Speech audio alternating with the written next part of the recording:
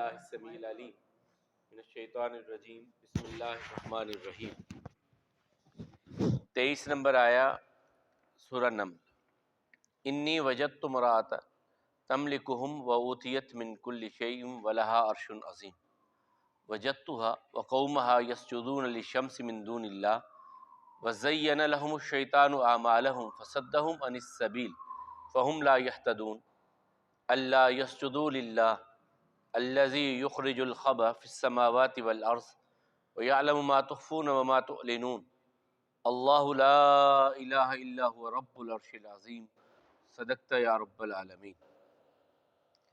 انی میں نے وجدت پایا ان کو امراتن ایک عورت تملکہم جو حکومت کر رہی تھی بادشاہت کر رہی تھی ان کے لیے، وأوتیت اور وہ دی گئی تھی من کل شیء ہر ایک چیز میں سے، ولہا اور اس کے لیے عرشن تخت تھا عظیم بہت بڑا، وجدتها میں نے پایا اس کے پاس، وجدتها پایا میں نے اس کو، وقومها اور اس کی قوم کو، یسجدون وہ سجدہ کرنے والے ہیں، للشمس سورج کے لیے، من دون اللہ اللہ کے ما سوا، وزینا اور خوبصورت کیا، لہم ان کے لیے، الشیطان شیطان نے، اعمالہم ان کے اعمال کو، فصدہم پس روکا ان کو، عن السبیل راستے سے، فہم پس وہ، لا یہتدون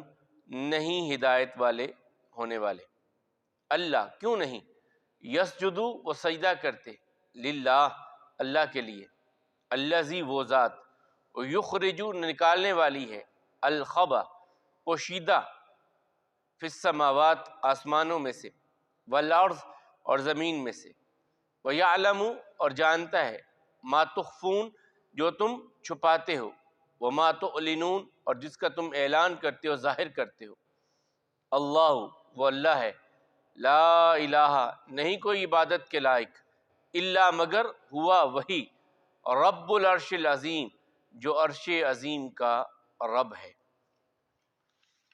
پرسوں ہم نے پڑھا جب سلیمان علیہ السلام اپنے لشکروں کو لے کر کے نکلے تو اس وقت وہ چیونٹیوں بھری ایک وادی میں سے گزرنے لگے، تو ایک چیونٹی نے اپنے خاندان اپنے قبیلے کو آواز دے کر کے کہا کہ تم سب اپنی بلوں میں چلے جاؤ، یہ نہ ہو کہ لاشعوری میں سلیمان علیہ السلام اور ان کا قافلہ تمہیں روند دے اور انہیں اس بات کی خبر بھی نہ ہو۔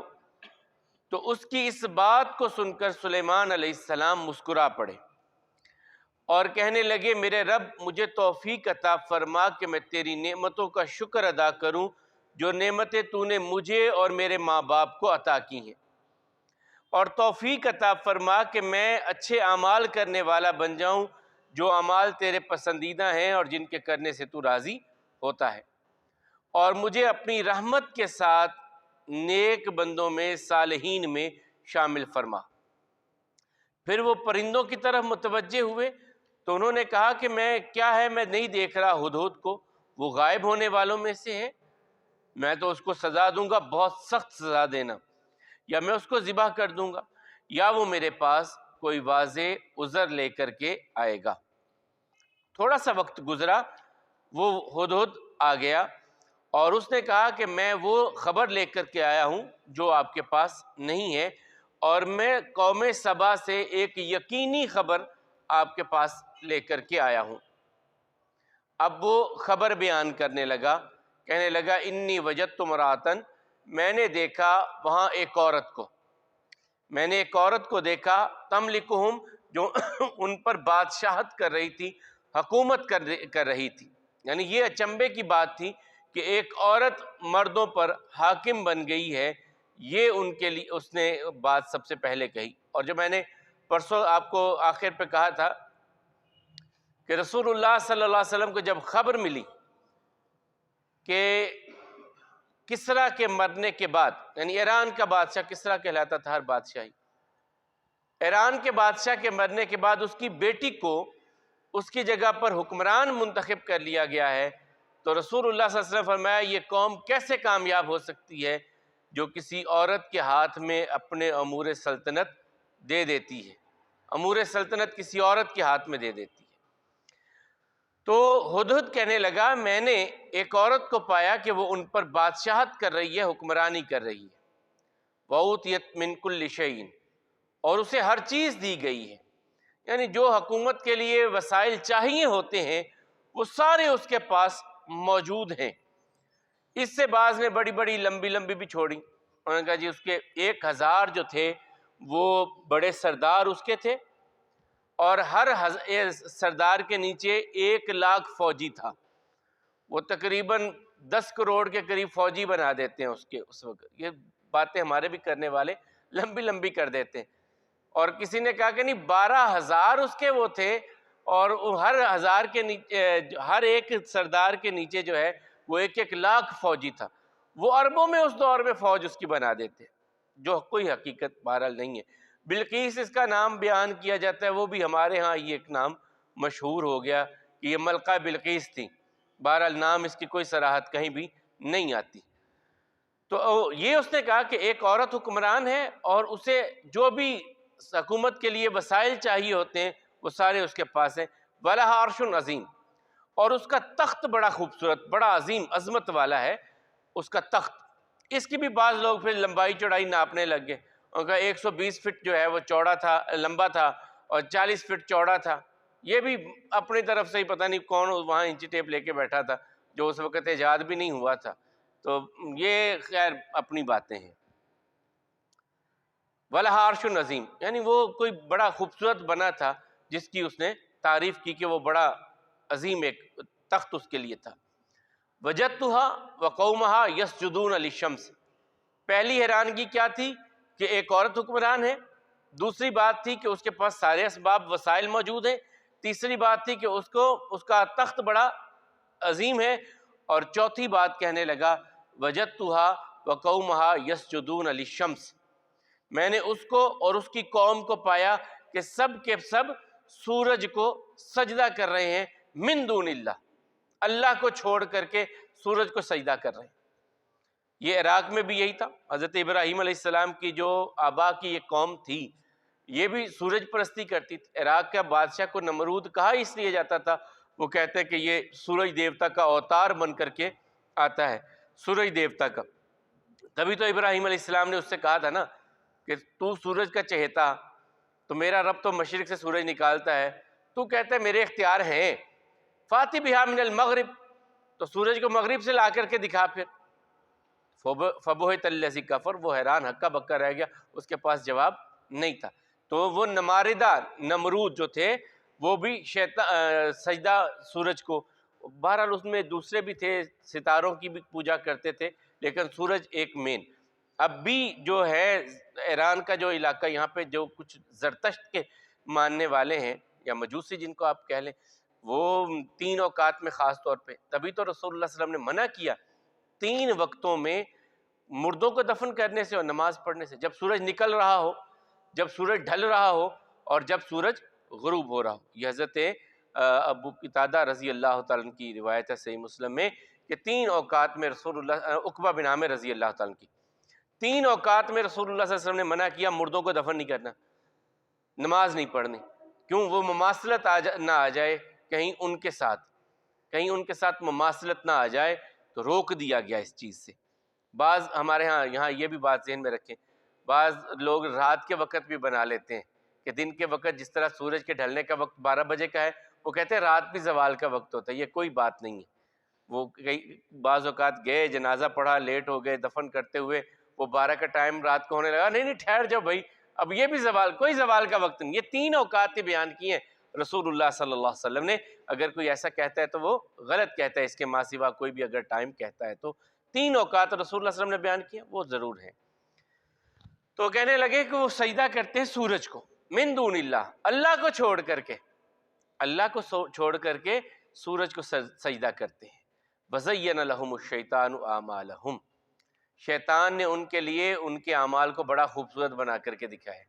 رنگینی بڑی ہوتی ہے نا، آپ دیکھتے ہیں کہ وہ جو ہے اب تو کلچر سامنے آ جاتا ہے، ہندو کلچر کو دیکھتے ہیں تو ہم بڑا خوش، یار یہ بڑی رنگینی ہے، یہ دیکھو یہ فلاں کا جشن منا رہے ہیں. ہمارے ہاں بھی جو جشن مناتے یار کتنی لائٹیں یہ پٹاخے چل رہے ہیں اور بڑی رنگ برنگ کی جھنڈیاں لگی ہیں, یار یہ رنگینیاں نظر آتی ہیں نا, اور ہم اسے دین سمجھ کے کیا جا رہا ہوتا ہے, دین سمجھ کے. اور جو نہیں کرتے ان کے بارے میں بڑے بڑے فتوے بھی لگاتے ہیں, حالانکہ دین کے ساتھ اس کا کوئی تعلق نہیں ہوتا.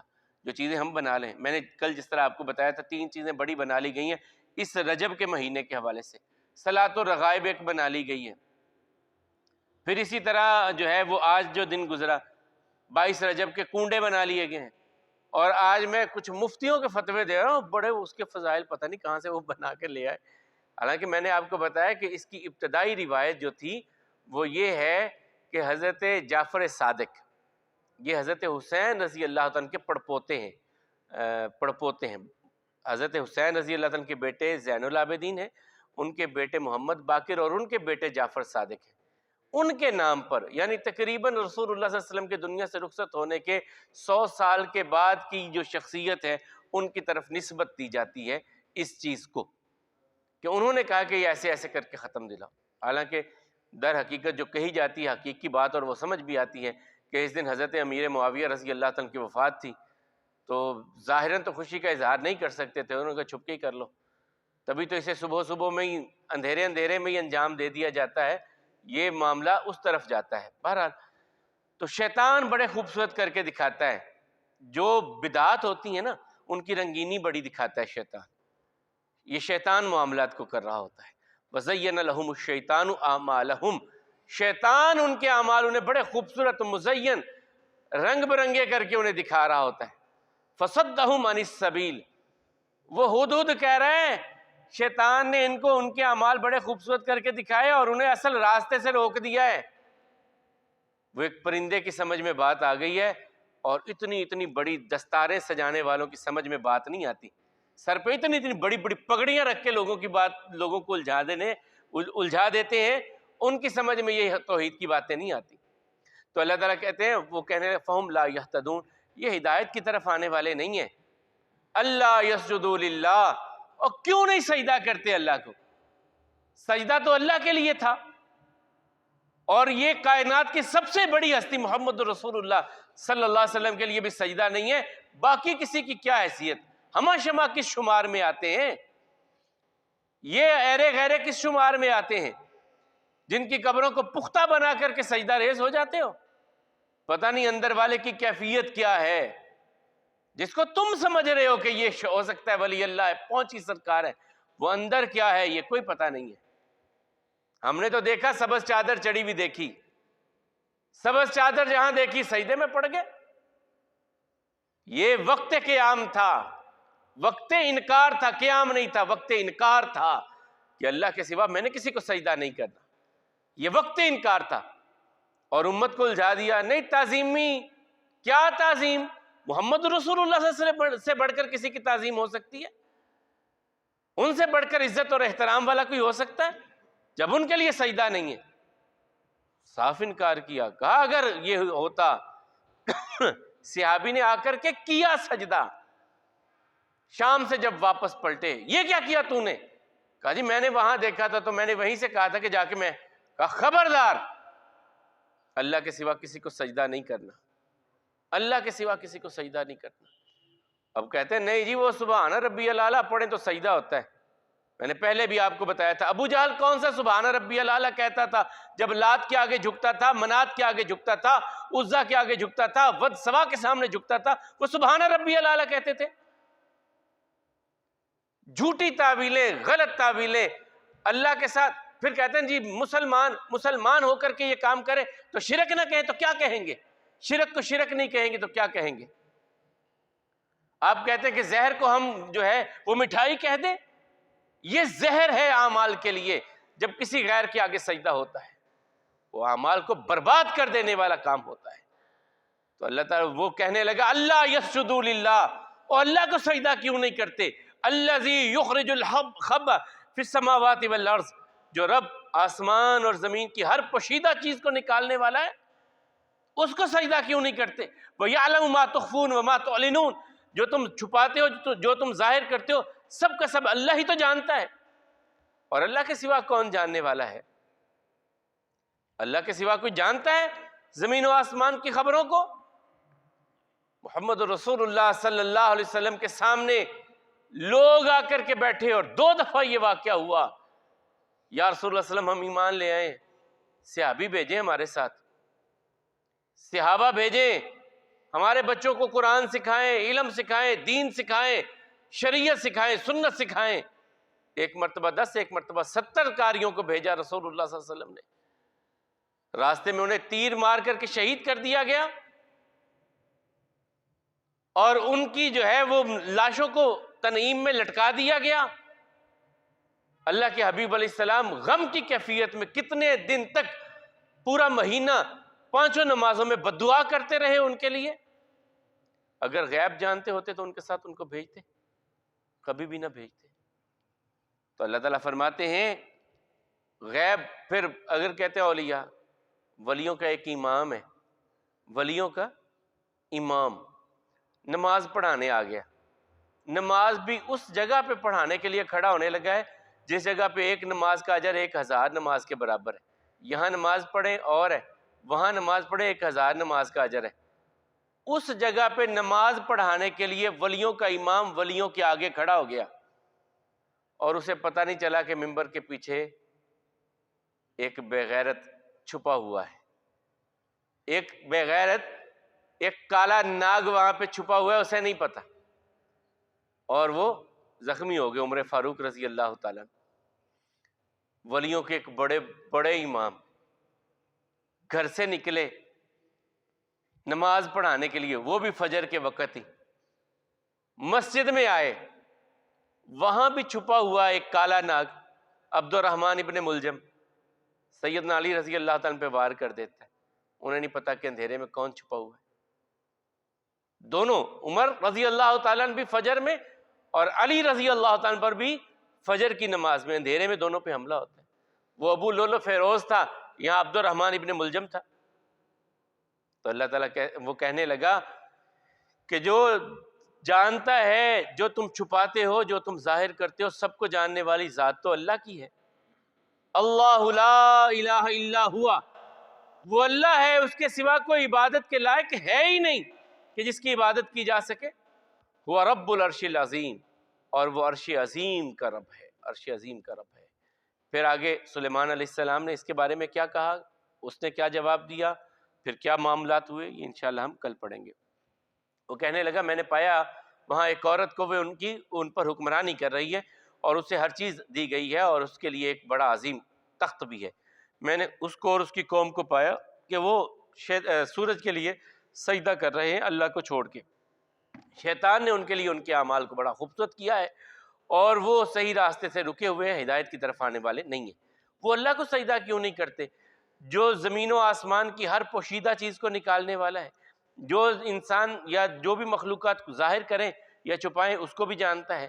وہ اللہ ہے، اس کے سوا تو کوئی عبادت کے لائق ہے ہی نہیں، اور وہ عرش عظیم کا رب ہے۔ ہم نے دعا پڑھی تھی کہ جب شادی کسی کی ہو تو اس کو دعا دینا، بارک اللہ لک و بارک علیک و جمع بینکما فی خیر یا علی خیر، اللہ آپ کو برکت دے دونوں کو، اور برکت آپ دونوں پہ اتارے، نازل کرے، اور آپ دونوں کو خیر پر اللہ تعالیٰ جمع کرے۔ اب جس کی شادی ہوئی ہے وہ اپنی بیوی کے پاس جائے تو اس کی یہ چوٹی کے یہ یہاں سے یہ بال، چند بالوں کو پکڑ کر کے یہ دعا پڑھے۔ اسی طرح کوئی جانور لیا ہے، اسی طرح گاڑی لی ہے تو یہ دعا پڑھنی چاہیے۔ گاڑی اللہ تعالیٰ آپ کو دے تب بھی، جانور خریدے تب بھی، شادی ہو تو بیوی کے لیے بھی یہ دعا، اللہم انی اسألک خیرہا و خیر ما جبلتہا علیہ واعوذ بک من شرہا و شر ما جبلتہا علیہ۔ اللہم، اے میرے اللہ، انی میں اسألک، تو اسے سوال کرتا ہوں، خیرہا، اس کی خیر، یعنی جو میں چیز لے رہا ہوں یا جو چیز میرے پاس آ چکی ہے، یا اللہ اس کی خیر میں تجھ سے مانگتا ہوں، وخیر ما جبلتہا علیہ، اور جس جبلت پر، جس خیر پر تو نے اسے پیدا کیا ہے، اس خیر کا میں تجھ سے سوال کرتا ہوں۔ سواری سفر کے لیے یا اللہ یہ سفر میں عافیت کے ساتھ، خیر کے ساتھ سارے معاملات اس کے ساتھ ہوں. یہ ہے خاتون ہے، وہ آپ کے گھر گرستی کے لیے، آپ کی اولاد کے لیے، تو خیر ما جبلتھا علیہ، جس جبلت پر تو نے اس کو، جس خیر کی جبلت پہ پیدا کیا، اس خیر کا میں تجھ سے سوال کرتا ہوں. واعوذ بک من شرھا، اور اس کے شر سے میں تیری پناہ مانگتا ہوں. وشر ما جبلتھا علیہ، اور اس کی جبلت میں اگر کوئی شر ہے تو اس سے بھی میں تیری پناہ طلب کرتا ہوں.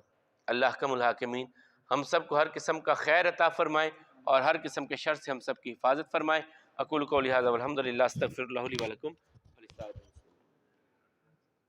سجدہ تلاوت ہم نے ابھی سنا ہے، تو سجدہ